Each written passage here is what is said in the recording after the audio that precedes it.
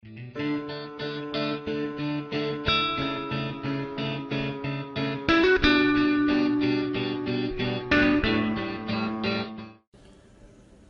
de hoje: por que a mulher crente santifica o marido incrédulo e vice-versa? 1 Coríntios 7,14 diz: porque o marido incrédulo ou descrente é santificado pela mulher, e a mulher incrédula é santificado pelo marido crente. De outro modo, os vossos filhos seriam imundos, mas agora são santos. Esse é um dos versículos em que muitos não compreendem o porquê a mulher crente santifica o marido incrédulo e vice-versa. Muito importante saber que quando o apóstolo Paulo faz menção sobre esse fato, sem sombra de dúvida, ele está falando diretamente para casais em que um dos dois se converteram ao Evangelho de Cristo. Ele não fala nesse versículo sobre um casal crente, onde um se desvia da fé, mas fala sobre casais onde uma das partes se arrepende e se converte a Cristo, passando a ser a habitação do Espírito Santo.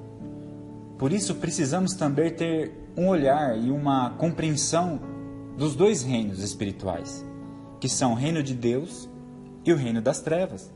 Os que são de Deus têm o Espírito Santo nele e são guiados pelo Espírito Santo.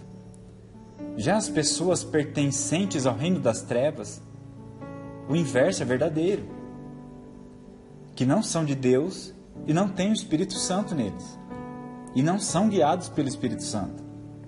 Colossenses 1,13 diz: a qual nos tirou das potestades das trevas e nos transportou para o reino do Filho, do seu amor. 1 João 5,18, ele diz: sabemos que todo aquele que é nascido de Deus nos guarda e o maligno não nos toca. E em Efésios 5,8 diz: porque no outro tempo vocês eram trevas, mas agora são luz no Senhor. Andai como filhos da luz. Quem não é de Deus não tem o Espírito Santo. Se não tem, não pode ser participantes do reino de Deus. Portanto, quando uma pessoa casada se converte ao Senhor Jesus, passa a ser participante do reino de Deus. E seu cônjuge, continuando incrédulo ou descrente, não é motivo para que você precise se separar dele ou dela. 1 Coríntios 7, de 12 a 14 diz: mas aos outros digo eu, não, Senhor. Se algum irmão tem mulher descrente e ela consente em habitar com ele, não a deixe. E se alguma mulher tem marido descrente e ele consente em habitar com ela, não o deixe. Porque o marido descrente é santificado pela mulher, e a mulher descrente é santificada pelo marido.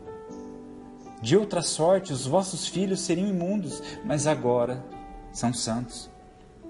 1 Coríntios, de 6 a 18 a 20, diz: fujam da imoralidade sexual. Todos os outros pecados que alguém comete, fora do corpo, os comete. Mas quem peca sexualmente, peca contra o seu próprio corpo. 19. Acaso não sabe que o corpo de vocês é santuário do Espírito Santo, que habita em vocês? Que lhes foi dado por Deus e que não são de vós mesmos? Vocês foram comprados por um alto preço, portanto glorifiquem a Deus com o corpo de vocês. Em 1 Coríntios 6,18 mostra que o pecado da prostituição faz pecar contra o corpo. Por quê? Porque o corpo é do Espírito Santo. Conforme diz 1 Coríntios 6,19, sendo assim, para quem não é crente, o corpo são de demônios. Por isso que a mulher crente santifica o marido, porque habita nela o Espírito Santo. E com isso, quando tem relação sexual com seu cônjuge incrédulo, ele fica limpo para esse momento. Ou seja, santificado somente para a relação sexual. Então preste bem atenção para isso que eu vou falar. Os demônios que estão em um dos cônjuges, por ser ele incrédulo ou ela incrédula, saem todos por causa da relação sexual com seu cônjuge crente. Porém, após o ato sexual, os mesmos demônios voltam. Os demônios são sujos. Eles não ficam onde há pureza. E não são permitidos ficar na relação sexual de um casal crente, casado no civil e na igreja. Nem mesmo onde só uma das partes é crente. Portanto, a questão da mulher crente, ou vice-versa, apenas o marido é crente, santificar uma das partes só é para a relação sexual.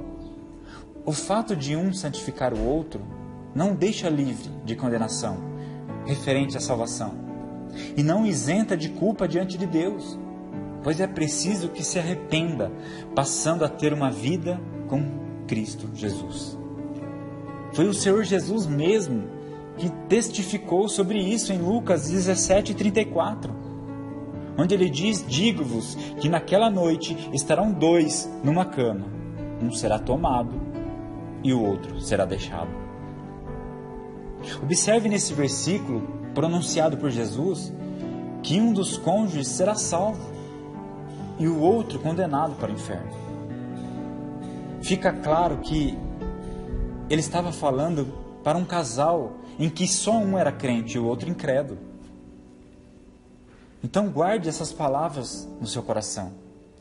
E se porventura apenas um de vocês crê em Deus, ajude o outro a buscar o Espírito Santo e a ter um encontro real com Jesus, pois Ele deu sua própria vida na cruz do Calvário, não apenas por você que crê nele, mas também para seu cônjuge. Que Deus abençoe a vida de vocês, em nome de Jesus.